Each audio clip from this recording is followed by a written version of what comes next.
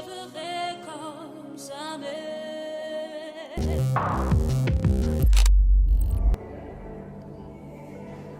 J'ai vu comme on m'a envoyé dans un village. J'ai vu comme on m'a envoyé dans un village. C'est comme si j'étais dans un village. Dans ce village-là, je voyais un chef du village qui lui n'était plus là. Et Dieu me dit qu'il y a une situation particulière sur la nation malgache, une transformation radicale, un changement qu'il s'apprête à faire. On progresse. Prions pour Madagascar. Prions pour Madagascar. Prions pour le peuple malgache. J'entends, attention. Je vois un vent souffler au nord. Je vois un vent souffler au sud. Je vois un vent souffler à l'est et un vent souffler à l'ouest. Madagascar n'a plus de gouvernement. Le président Ange Raswell l'a annoncé ce soir dans une allocution. Une décision qui fait suite à des manifestations qui ont fait 22 morts selon l'ONU depuis jeudi. Les protestataires qui manifestaient contre les délestages réclament désormais le départ du président. Il va y avoir des transformations incroyables sur le pays. La situation à Madagascar ne fait que s'empirer de jour en jour.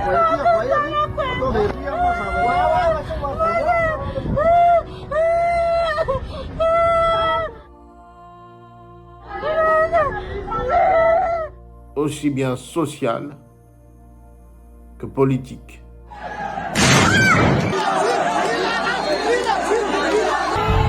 L'Éternel me dit encore ceci.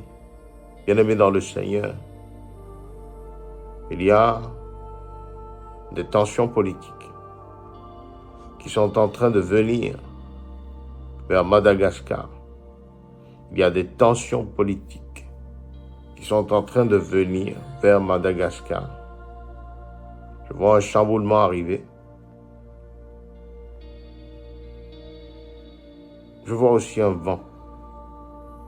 Ce vent qui commence à souffler. On en a marre de ce que fait le gouvernement. On n'a pas d'école, pas d'eau, pas d'électricité. Sous la pression de la rue, le président Ange Raswell annonce la dissolution du gouvernement, contraint d'agir après plusieurs jours consécutifs de manifestations à Madagascar. Je vois des personnes qui parlaient peu commencer à s'ériger contre l'actuel pouvoir en place. Prions pour Madagascar, frères et sœurs. Peut-être n'avons-nous pas répondu à vos attentes, ni même écouté vos cris et vos craintes.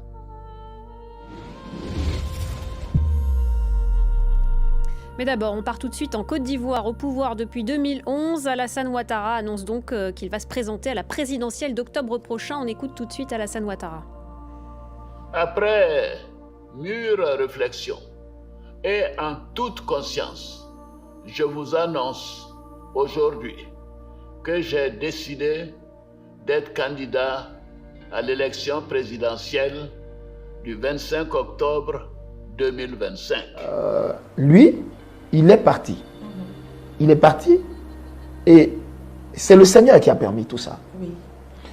Celui qui est venu, il était là pour assurer une transaction, faciliter des élections et il a voulu, ayant goûté aux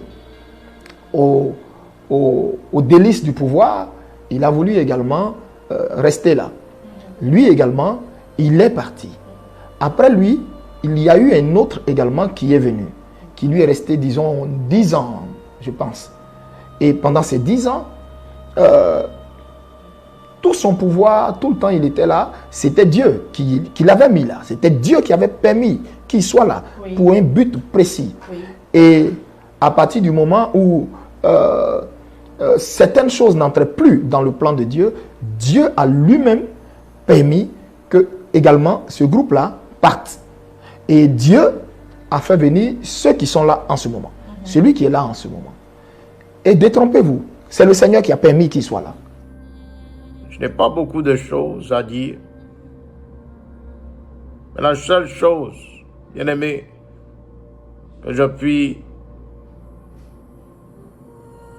donner en termes de direction, la seule chose, bien-aimé, que je puis révéler en termes de parole, et que la prophétie est en train de s'accomplir, c'est que ce que l'Éternel a dit, il l'accomplit toujours. Il y avait un rôle que lui, il était censé jouer pour amener certaines personnes étant là, n'ayant pas marché dans les pas de Dieu, à comprendre que le pouvoir, Dieu le donne à qui il veut, et Dieu châtie celui qu'il aime. C'est pas parce que Dieu châtie quelqu'un que ça veut dire que Dieu n'aime pas. Mais Dieu est le même qui, quand il te parle et tu n'écoutes pas, peut permettre que quelqu'un d'autre vienne là. Et tout ceci se situe dans un temps précis. Et quand cette personne également finit son temps, la personne est censée également partir pour laisser la place à d'autres. J'aimerais dire, frères et sœurs, que l'Éternel m'envoie. Elle nous dit simplement de prier. Que l'Éternel m'envoie. Elle nous dit simplement de lui faire confiance. Mais quand nous voyons l'histoire de la Côte d'Ivoire, on est en train, bien aimé, d'être... c'est tout un programme qui nous dépasse nous-mêmes. Vous comprenez? On a l'impression de voir les choses et puis se dire les lignes ne bougent pas, les choses n'avancent pas. Est-ce que... Mais détrompez-vous. Mais détrompez-vous. Le Seigneur qui a commencé sa chose depuis 1960. Je vous ai parlé du premier président. Depuis 1960. Le Seigneur qui a commencé sa chose. Lui-même est en train au fur et à mesure de faire. Je crois en cette saison nouvelle qui s'approche. Je crois en toutes ces choses que l'Éternel a prévues sur la nation ivoirienne. Et que cette décision de ce tyran n'est que le début de la fin, n'est que le début de toutes les promesses que l'Éternel a prévues pour la nation ivoirienne. Soyons tranquilles, peuple de Dieu. Je voyais comme c'est notable, comme les gens autour, en train de discuter, mais à chaude, c'est-à-dire à chaude en poignade, sur qui allait assurer la pérennité du village. Mais les vieux étaient en train de se disputer. Il y a un temps. Il y a un temps pour prier. Il y a un temps pour croire. Il y a un temps pour avertir. Il y a un temps pour quitter. Il y a un temps pour comprendre. Il y a un temps pour établir. Il y a un temps de justice. Il y a un temps de colère. Il y a un temps de paix. Et c'est là que le Seigneur va me dire, prie pour ton pays et avertis ta nation. Dis-leur en ces termes ce que je vais te dire. La cloche a sonné. La cloche a sonné. La cloche a sonné. Et elle va sonner minuit bientôt. Je répète. La cloche a sonné et elle va sonner minuit bientôt. Et lorsqu'elle va sonner minuit bientôt, tous ceux sur la porte duquel ne sera pas retrouvé le sang de l'agneau vont passer. L'Éternel s'apprête à accomplir mot à mot toutes ces choses qui ont été révélées. L'Éternel s'apprête à accomplir parole par parole sa sainte justice, afin que l'on sache qu'il est Dieu pour être Dieu. Et on débute donc avec ce référendum en Guinée sur un projet de nouvelle constitution. Une première étape vers la fin de la transition après la prise au pouvoir par les militaires. Le texte permettrait notamment au chef de la junte, le général Mamadi Doumbouya, de se présenter à la prochaine présidentielle, ce que l'opposition dénonce. L'Éternel m'a présenté la carte de la Guinée-Conakry. J'ai vu des bottes militaires marcher sur le drapeau de ce pays. La Guinée connaît enfin la date de sa prochaine élection présidentielle. Le scrutin se tiendra le 28 décembre prochain, selon un décret lu samedi soir à la télévision nationale. J'ai entendu un écho. J'ai vu le sol s'ouvrir et j'ai vu du sang qui était en train de sortir des terres de la Guinée-Conakry. Je voudrais ici réitérer mon engagement que ni moi, ni aucun membre du comité national du Rassemblement pour le développement et des organes de la transition ne sera candidat aux élections à venir. Les Guinéens se prononcent aujourd'hui sur un projet de constitution. Cette dernière pourrait permettre à Mamadi Doumbouya, le chef militaire au pouvoir, de briguer un mandat présidentiel. L'Éternel me dit ceci, peuple africain, il y a 3 pays qui sont dans le mire d'un changement. Je vois 3 pays africains qui sont dans le mire d'un changement. J'entends Guinée-Conakry. Monsieur, voici le contenu de ces 2 importants décrets. Une semaine, c'est le temps qu'il aura fallu entre le référendum sur la nouvelle constitution, la proclamation des résultats définitifs, la promulgation de la nouvelle constitution et enfin l'adoption du décret fixant la date de la présidentielle au 28 décembre prochain. Il y a un événement qui est en train d'arriver vers la Guinée-Conakry. Il y a un événement. Je vois une main avec plusieurs cartes. Et je vois les cartes être mélangées. Et je vois l'actuel président de ce pays en tirer une. Lorsque je regarde la carte, je vois un cœur. Et je vois sur la carte, je vois aussi l'image d'un roi. Un roi dont le cœur est pris. L'Éternel me dit ceci, bien-aimé dans le Seigneur. L'actuel président de la Guinée-Conakry, qu'il s'apprête. Car il y a un temps qui est venu. Il y a une saison qui est là. Une saison qui viendra rebalancer certaines choses sur la nation guinéenne. Selon ses soutiens, la démarche du chef de l'État guinéen est guidée par une volonté de retour à l'ordre constitutionnel. Contrairement à l'intention que les gens lui ont prêtée, il prouve au peuple guinéen, à l'opinion nationale, à l'opinion internationale, qu'il est déterminé pour le retour à l'ordre. Je vois un cortège. Je vois ce cortège prendre la route de l'aéroport. Je vois ce cortège prendre la route de l'aéroport. Je vois un peuple. Je vois plusieurs personnes. Je vois des arrestations. Je vois des arrestations. Et je commence à questionner l'Éternel.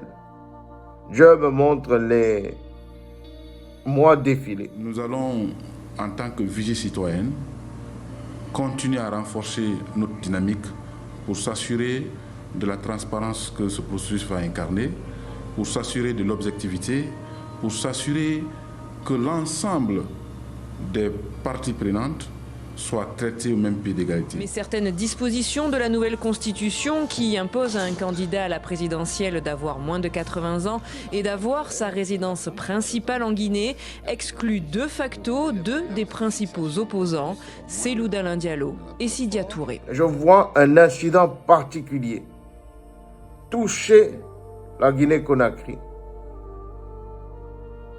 et sa situation sociopolitique dans le mois de décembre 2025.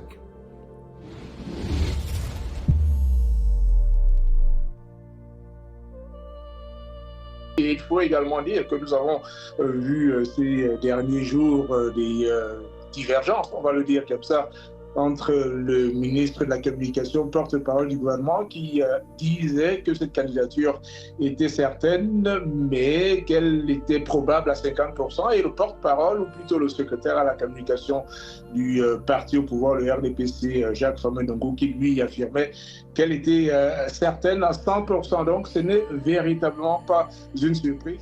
Et Dieu me montre un homme. Je lis 62. Je lis 6-2. Je vois un homme être posé dans le fauteuil présidentiel. Je vois Chantal Biya. Je vois un départ. J'entends même exil. J'entends exil.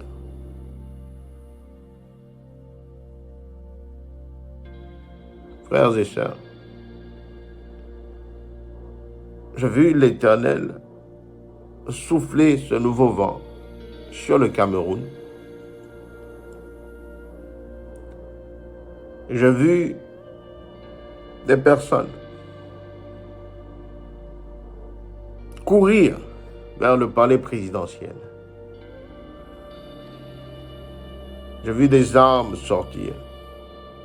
Mais j'ai vu encore la main de l'Éternel arracher ses armes. Je me dis, j'ai entendu le mécontentement d'un peuple qui a trop souffert, un peuple qui s'est trop tué, mais je manifeste ma grâce, je manifeste ma paix, que le peuple obéisse à mon message, que le peuple soit sage. Je peux également vous ajouter qu'en parlant à l'entourage du président Paul Biya, on était quasiment certain qu'il allait être candidat à sa propre succession pour ce 8e mandat de 7 ans. Mais que le peuple accepte d'être conduit par les anges que je dépose désormais sur cette nation. J'ai vu un litre, un bidon, où une main noire versait du sang. Et j'ai vu l'Éternel arracher ce bidon. Et j'ai vu un chant nouveau. J'ai entendu des cris de joie. L'Éternel me fait dire, l'Éternel me fait entendre libération, libération, la libération du Cameroun. Et pour très bientôt, il y a une saison que Dieu a placée sur ce pays. Et le processus est en marche. Prions pour le Cameroun, frères et sœurs.